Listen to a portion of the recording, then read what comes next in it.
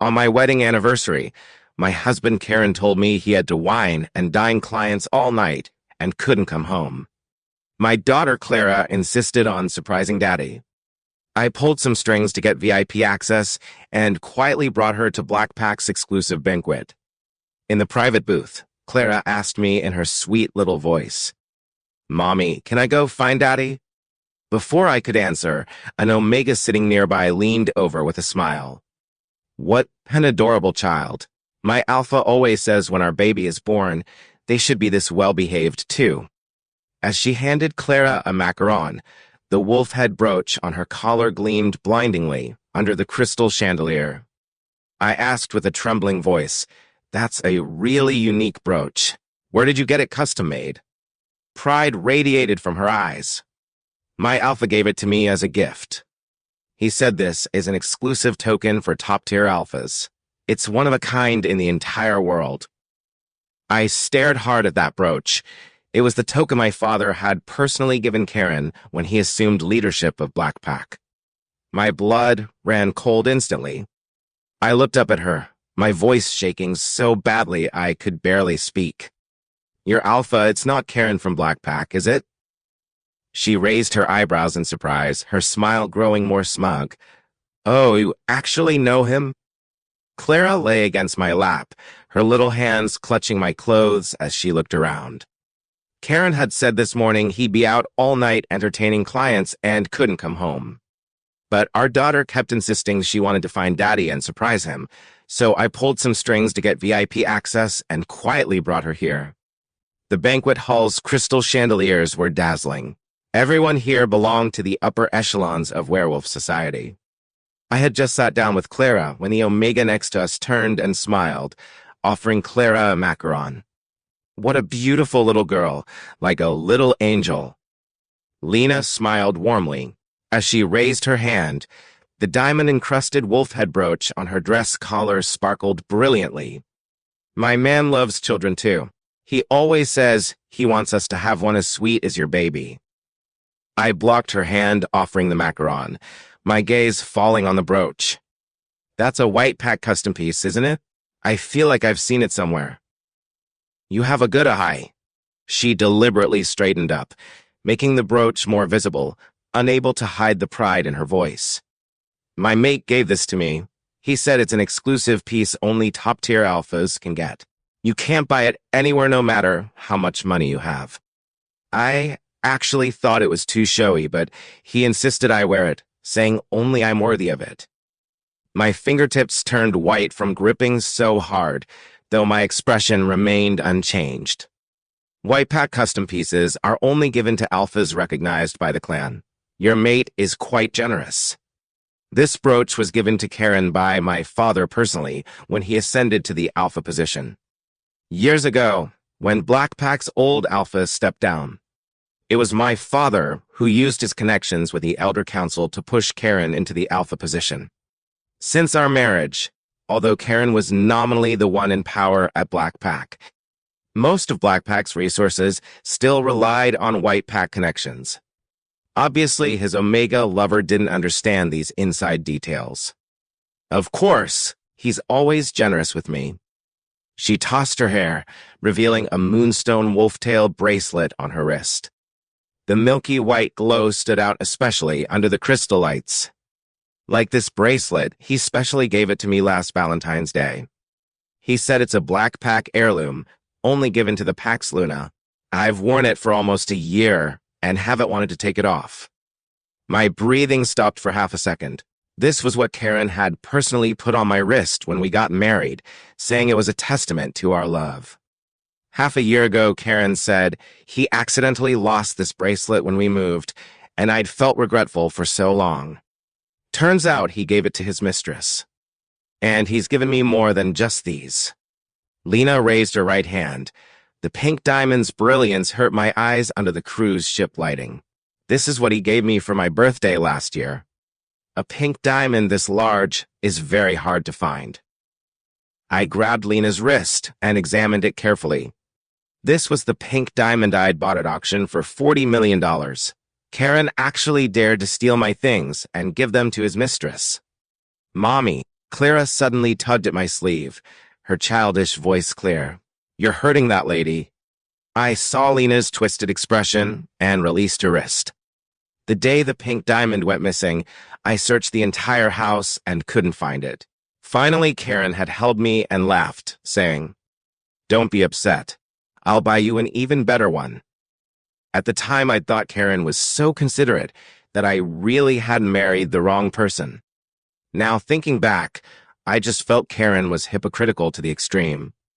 I suppressed the urge to retch and tightly gripped Clara's hand. "Are you feeling unwell?"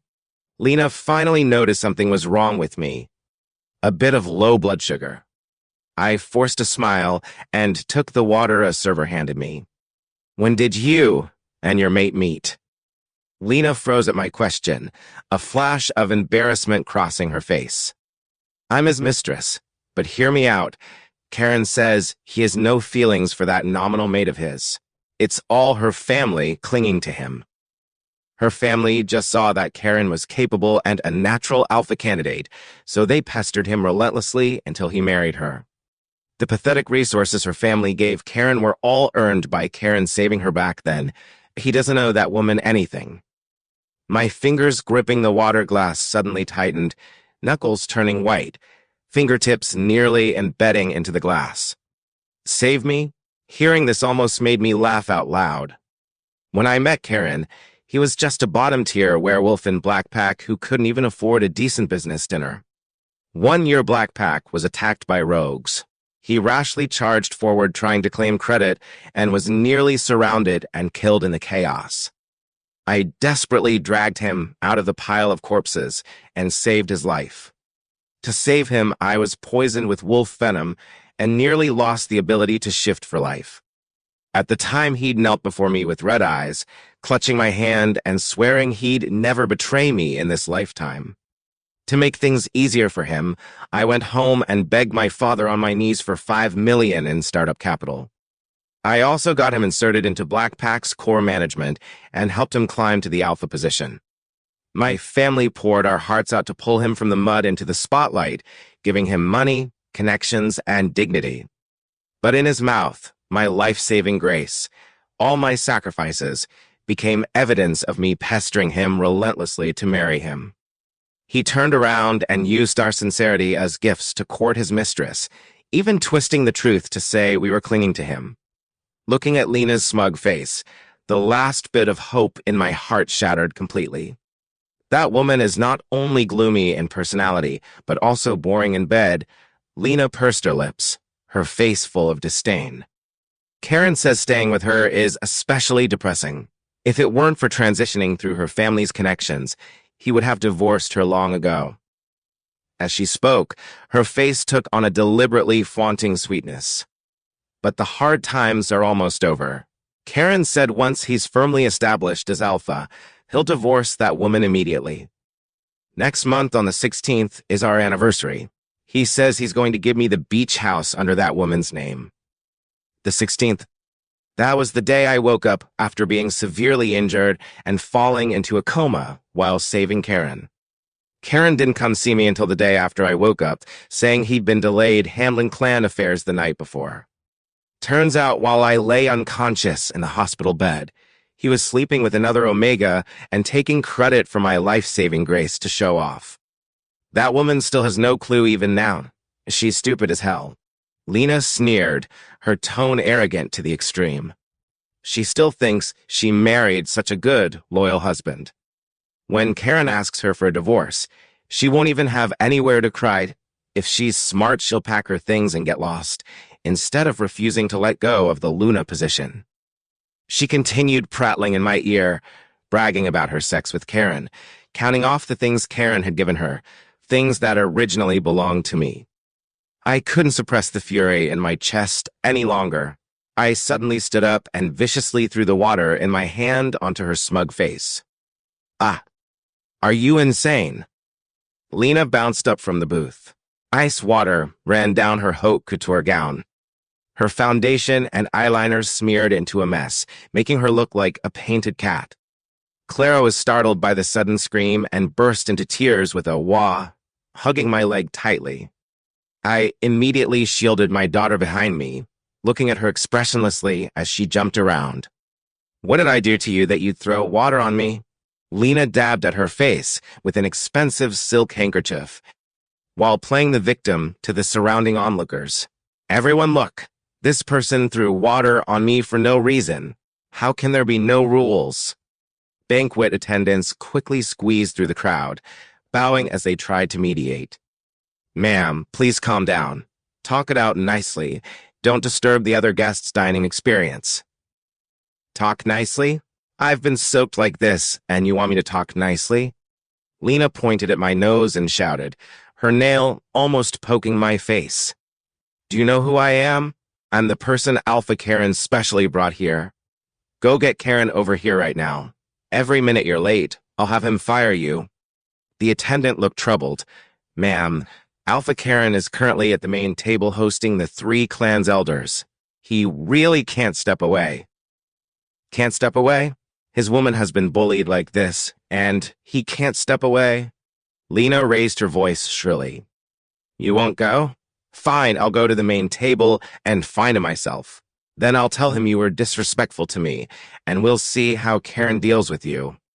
The attendant had no choice but to steel himself and go report. A few minutes later he returned, looking embarrassed. Alpha Karen says he really can't leave right now. He asks everyone to calm down, and he'll handle it after the banquet ends. Lena was clearly unsatisfied with this response. Just as she was about to make a scene, Abeda's steady voice suddenly rang through the banquet hall. It was Karen's second-in-command. Distinguished guests, we have a female guest in the inner hall who has publicly attacked another person, causing harm to Alpha Karen's Omega. Banquet security, please immediately restrain the troublemaker to ensure the safety of Alpha Karen's Omega. The moment the microphone announcement ended, every gaze in the banquet hall focused on me in unison. Daring to touch someone Karen brought? Does she not want to survive in werewolf circles anymore? Karen's Omega is so pitiful, accompanying her boyfriend to a banquet and getting bullied. Making a scene with a child in tow, isn't she afraid of traumatizing the kid? Some people took out their phones to secretly snap photos. Guests at nearby tables, afraid of getting involved in trouble, all shifted their seats away. A circle immediately cleared around our booth. Clara trembled all over, burying her face in my arms, crying softly and asking, Mommy, why is everyone looking at us? Why won't Daddy help us? I held my daughter as bone-chilling cold shot from the soles of my feet to the top of my head. In front of the entire circle, Karen had turned me and my daughter into a laughingstock for everyone to gawk at. 2 banquet security guards in black suits walked up to me. Seeing the guards arrive, Lena immediately put on an act, standing behind them. It's her who threw water on me for no reason. I didn't even provoke her. Quickly take her away, I'm scared. The guards reassured Lena, then turned to me. Ma'am, please cooperate with us. Don't make this difficult for us. A server who appeared to be a shift supervisor quietly advised me. Ma'am, I think you should just apologize. Alpha Karen has a lot of influence in the circle now. If this gets bigger, it won't be good for you or the child. Blackpack is a top-tier clan in North American werewolf circles. One of the core reasons Karen could rise to power back then was because the old Alpha had no heir, plus our white pack fully supported him from behind, which allowed him to overcome all objections and take the leadership position. I never expected that the person I helped into power would now use that power to suppress me. Lena proudly smoothed the wolf head brooch at her collar and sneered. Of course, Karen's abilities are recognized by the entire circle. Otherwise, he couldn't have taken the alpha position. She turned to look at the 2 guards, putting on a frightened appearance. Please take her away quickly. I'm really afraid she'll suddenly go crazy again. My heart is still pounding hard. The guards looked at me helplessly. Ma'am, if you won't apologize, we'll have to ask you to wait temporarily in the back lounge. I did nothing wrong and won't apologize. I pulled Clara closer into my arms. On the contrary, this lady publicly spread rumors and insulted others. She's the one who should apologize. The attendant, seeing I wouldn't back down, could only contact Karen's beta again. Half a minute later, he received a reply. Alpha Karen instructs that the troublemaker be removed from the banquet immediately. Force may be used if necessary. The guard sighed and made a gesture for me to go with them. Ma'am, please cooperate with our work. The surrounding guests' gazes grew even more piercing.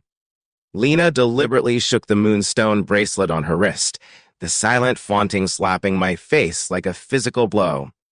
I looked around at those clueless, pointing guests, at the guards caught in a difficult position. Clara trembled in my arms, her little shoulders shaking with sobs. An unprecedented fury burned in my chest. Karen, not only have you betrayed our mate bond, now you're using the power my family gave you to twist the truth in front of the entire circle, treating me and my daughter like troublemaking outsiders? Fine. Just fine. I gently wiped the tears from Clara's face, softly comforting her. Baby, don't be scared. Mommy will protect you. Then I raised my head, looking the guard straight in the eye, my voice clear and firm. Let's go. I took Clara's hand and followed the guards toward the backup lounge at the rear of the banquet hall. Clara looked up at me, her big eyes brimming with tears, asking in confusion, Mommy, why do we have to leave? When will Daddy come take us home? My heart felt like it was being squeezed tight. I crouched down to meet her eyes, using my fingertips to gently wipe the tears from her face. Baby, remember this. No matter what happens, Mommy will always love you and always protect you. Clara pressed close to me, her little hand clutching the corner of my clothing and refusing to let go. Through the lounge door, I could hear the music and clinking glasses from the banquet outside. The resolve in my heart grew stronger. Karen, you must pay the price for your betrayal and shamelessness. The banquet finally ended. 2 enforcement officers from the Elder Council were already waiting outside the lounge door. Under the staff's watchful eyes, Clara and I were brought to the VIP reception room of the banquet venue. Clara was well-behaved the whole time, just tightly gripping my hand without crying out loud anymore. We'd barely sat down when Lena's coquettish voice came from outside the door. Karen, look, she ruined my new gown. You have to make her apologize to me and compensate me for the dress. All right.